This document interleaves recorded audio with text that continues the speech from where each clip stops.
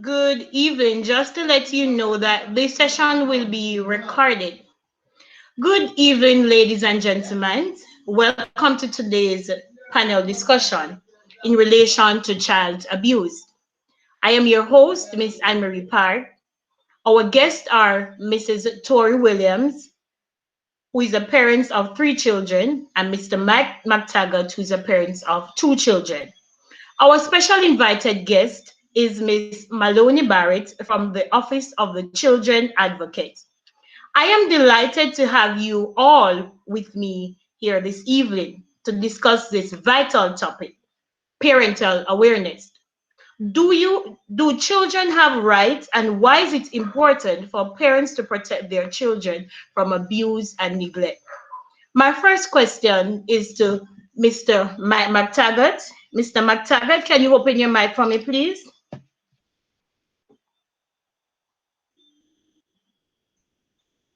Mr. McTaggart? My question to you, sir, is why is it important to protect children from abuse Bless and you. neglect? Bless you, sir. Why is it important? Why is it important for parents to protect children Well, from uh, abuse and well, neglect?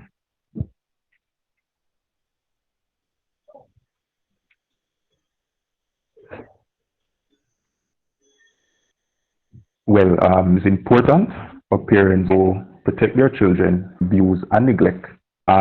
This will cause adverse health and can affect their mental health. Negative effects can last a lifetime. Also, a child will suffer with low self-esteem. And it's also important to protect them so they can survive, grow, learn, and develop to the fullest potential. Okay, thank you so much for your input there, sir. Really appreciate your input there. My next question will be proposed to Ms. Maloney Barrett. Ms. Barrett, what is child abuse? You may open your mic for me, please. All right, thank you so much for having me. I am delighted to be here. Well, child abuse or physical abuse is any um, physical activity or physical act that is done by an adult in respect to a child that may cause hurt or injury to that child. Okay, thank you so much for that reply. Also, aside from the physical damage, what are the effects of physical abuse on a child? Well, even as Mr. Mike McTaggart was speaking, I was, really nodding my head because the the the impact of physical abuse does not just stay within the parameters of physical abuse, right? The effects are far reaching. There can be mental challenges or mental issues that come along with it. You understand? The Okay. feel well, the child feeling as if he or she is not loved, not accepted. And of course, there are some a train of mental issues that can follow with that. And as well, there can be intellectual issues, as well as social, how the child interacts, because many times, teachers or adults who may come in contact with that child may pick up on maybe come Okay. on, yes, that there's maybe some sort of physical abuse. Separate and apart from, there may be some physical signs like a bruise here and there, but in relation to how they socialize with other children, that is one of the evidences to say that the child is being physically abused, as the child is socially withdrawn. You understand? It doesn't interact with his or Okay. her peers as he or she should. And so, even in childhood, and that can carry on to adulthood. Yes, thank you. Okay. Thank you so much for your response. Mrs. Williams? Yes, Mrs. Yes, I'm Williams. My here. question to you, Mrs. Williams, is do you feel that children is safe at school, childcare, or at family or so forth? Do you think that they're safe? Well, to be frank with you, I don't think they're safe at all. But as parents, we try to provide for our children. And so that will mean having to leave them at different areas. Some of the times I hear you talking about physical abuse and so on. The persons that we think that we can trust are sometimes the persons who are abusing our That's children. true. And so we just have to take a leap of faith as well as observe our surroundings, have build a relationship with our child from the early years and train them to talk to you about anything so that if they're abused, even by your relatives, you should take that into consideration. Don't tell the child that you don't believe him because it is your uncle or even your father. So, to answer your question, they are not totally safe, but as parents, we have to observe, be very observant, and listen to our children, build a relationship with them. Okay, thank you so much for your response. I am pretty much aware of what you just said, Miss Williams, because one of the vital thing for us as parents is who I myself, who is a parent of one child, it's very important for you to trust your child because sometimes the child may be telling you something and you're like, sure, nothing to go like that because it's a child. But they are pretty much aware of what is going on. And if a child is being abused or neglected, then they will speak out. So it's best for us as parents to listen to them and take action where applicable.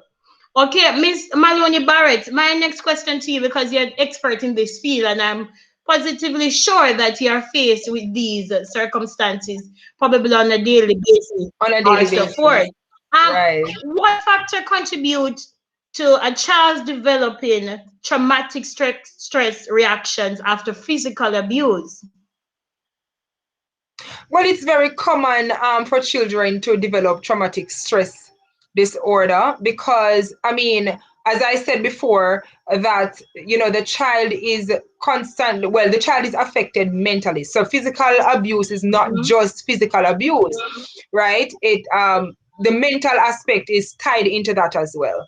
And so as a child is constantly thinking about the abuse and the what can happen, then of course the child can go into or experience traumatic stress disorder. And of course, it is a mental condition, and it can impede the child. It can impede the child in terms of the child's development, mental development, social development.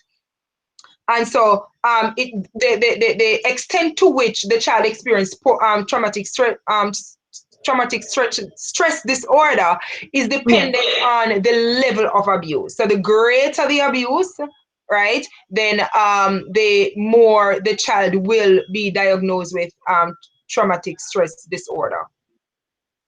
Okay, okay. My next question, Mrs. Williams, Yes. do you think all physical punishment damaging to a child? Well, to to answer your question, I would say not all physical punishment is Okay. damaging to the children. Being from the Christian perspective, the word of God says that we are to train up a child in the way they should grow, and we shouldn't spare the rod and spoil the child. So I am one parent who definitely uses the rod, but in using the rod, I have to use wisdom. Because, for example, if I am going to discipline my child using the rod, and now I'm talking about slaps, pinches, and stuff like that. If I'm going to do that, I have to ensure that I'm not in a state of anger that will cause me to take it out to a great extent on the child. So, yes, it can be damaging, and we have seen many case studies in our own Jamaican context of persons who have gotten parents who have gotten angry, and as a result they burn the child. They do throw all sorts of things at the child. So yes, it can be damaging, but as a parent you have to use wisdom. So my encouragement to parents would be careful what mood you are in when you're dealing with the child, because sometimes as parents, That's even right. for single parents, they are distressed, the stress of single parenting can cause them to take out that frustration on the children. And so it is physical punishment has its place, but it can be very detrimental to our children and can even lead to the things that I heard Miss Barrett talking about, the disorders. So we have to be very careful when we try to implement physical punishment. And might I add to that, Miss Park, that many times when we investigate the situation under which children, as the office, while we investigate the situation under which children are physically abused, most times, as Miss Williams said, it is through anger. So the child had done something, right? And obviously the parent is not in agreement with what the child did. And so because of that rage of anger, the parent imposed physical abuse upon the child, or hit the child or beat the children in such a way where the child is abused, has a broken limb, bruised, and stuff like that. And to add to that as well, it is not, we have to be cognizant of the fact that child abuse is not just because of the child. It may be because of some experience that the parent has had. You understand? That has caused, that Okay. has, yes, that has caused him or her to react in a certain manner. Or it could be in the word of God, we learn about generational curses. So because that parent was abused by his or her mother, his or her father, or uncle, or whatever, then that trend has been is passed down to the third and the fourth generation. And so that in itself has to be broken. True. And one of the ways in which we can do punishment without causing physical abuse is by punishing them, yes, like take away things that they love. You know that they love to watch TV and you know they always like to play the game or so forth. You can take that away from them because that's a form of punishment. Instead of you physically abusing the child, you can do that as well. Or you can even let them hold their hands and their toes because that won't hurt instead of you using something to hit them or so forth. Because sometimes children actually get used to you being, beating them or using something to lick them. Sometimes it's just coming like nothing to them. So you can use that form of punishment there on the child. Miss Park, just permit me to ask Miss Barrett a question, Sure, Miss being Williams, go expert ahead. in the field. I know in our Jamaican context, many of our parents, well, I can speak for myself, um, when we were growing up, the main form of discipline was through different physical, I wouldn't use abuse in quotations. Right, right. So my question is, since most parents today were socialized that way, I know you talked about generational curse, but in terms of socializing our parents to move away from just physical punishment by beating and slapping and all sorts of things, how do we get our parents now to punish in other means, just as how Miss Park was just explaining? Right. Yes. And I do concur with what our host said. You take away privileges from them. Take away privileges from them. They like a certain particular movie, or they like to go out with their friends. Take away privileges from them. And as well, not only just to take away privileges, but if they did something right, right? If they did something right, reward them as well, because children like to be rewarded. Encouragement sweetens the labor, right? And And so can I it's tell not you, right, and it's just not as just, and as allow me to parents, say right? And as that parents, we have to realize that children are not just, they did not come into this world as blank slates, as a theory said. I don't recall what theory said that, but they did not come into this world as bank says. They have ideas, they have a personality for themselves, right? They have a personality, and so they must be encouraged to express themselves, but of course, in a way that is in order, in line with the rules and regulations that you have set in your home. And so we have to make children aware of these and the consequences of breaking the rules, right? But as parents, we have to get out of the mind frame to say that, yes, I must hit the child. for the child to behave well or whatever. No, from day one, you set the rules in place, and of course, the environment that the child is brought up in is very important. What type of environment are you engaging this child? You understand? Is it an environment where you're cuss bad word, this, that, whatever, you know? So things like this do impact on the child. Are you always angry as a parent? And so the parent in him or herself has to take themselves out of that particular mind frame and to say, I want my child to be brought up differently, to be socialized differently from how I was socialized. Thank you so much for that input there, Miss Barrett.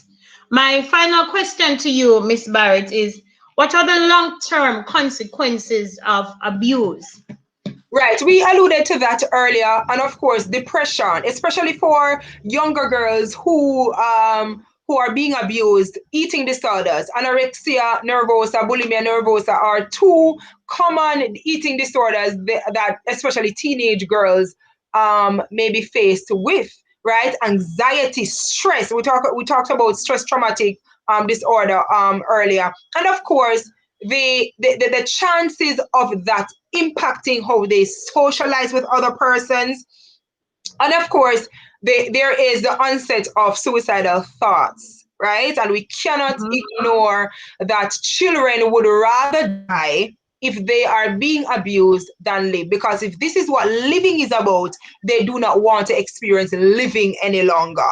And so those are some of the long-term effects. And that can be brought into adult life. And you see an adult and you wonder, why is this adult acting in that particular way? Because Mhm. the child in the adult has not been healed from the abuse, that he or she experienced when they were younger. And so we have to take that into consideration. And the word of God says that we wrestle not against flesh and blood, but against principalities and powers and rulers of darkness and spiritual wickedness in high places. So we have Amen. to attack, we have to deal with the inner man. The inner man. You understand? The inner man is not just this child acting out or this adult acting out, but there is some force that is behind that is fueling this action. And of course, it could be the long-term effects of physical abuse. And so it is not just the child that has to be the child in front of you, but you have to deal with things that were from long time ago that the parent passed on to the child. And so, all of those things we have to take into consideration. But definitely depression, anxiety,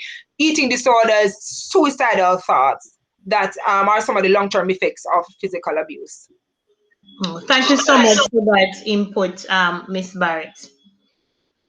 With my to You're close welcome. off this amazing session that we just have, I will be reading something from the UNICEF of Jamaica. According to the UNICEF, the Convention on the Rights of the Child spells out the basic human rights of the child. First, every child under the age of 18, they have the right to survival, the right to develop to the fullest, the right to protect from harmful influences, abuse, and exploitation, and the right to participate fully in family, cultural, and social life. Children, remember this, children depend on many adults as they grow. Parents, relatives, caregivers, teachers, and so forth for support and guidance. No one wants to see children grow up with fear, anger, or neglect, but no one is born knowing how to care for children. Sometimes we make mistakes that hurt them. So we as a parents, we should aim to protect children and also most of all from abuse and from neglect. And always at all time, let me emphasize this, at all time, listen to the children, because children most of the time they're being affected, and then we're going to say because you're a child that it is not right. So it is very important for us to listen to our children. They have a we voice. Yes, we as parents can stop the abuse of children, and we can also help to comfort them instead of neglecting them, because sometimes we as parents allow our work to overcome us. We spend too much time with our work, and in many homes today, you will realize that the housekeeper, the caregiver of the child is the one in which the child is more attached to than the Right. parent. As we move forward, I implore you and I implore myself as well to pay attention to our children and stop the abuse and the neglect of our children. I thank you so much for joining me this evening. It was a very informative session. Thanks, Mrs. Williams, for being here. Mr. McTaggart, who had to run out earlier on because he has another engagement. And thanks also to Mr. Maloney Barrett from the Office of the Children Advocate. I really do appreciate the time and the effort that you have taken out of your busy schedule to be with me here tonight. So take care and all the best. Thank you Goodbye. so much for having me. All Yes, the goodbye. best. Thank you so Thank much. you for the opportunity and all the best to you. You're most welcome. The Lord bless you all.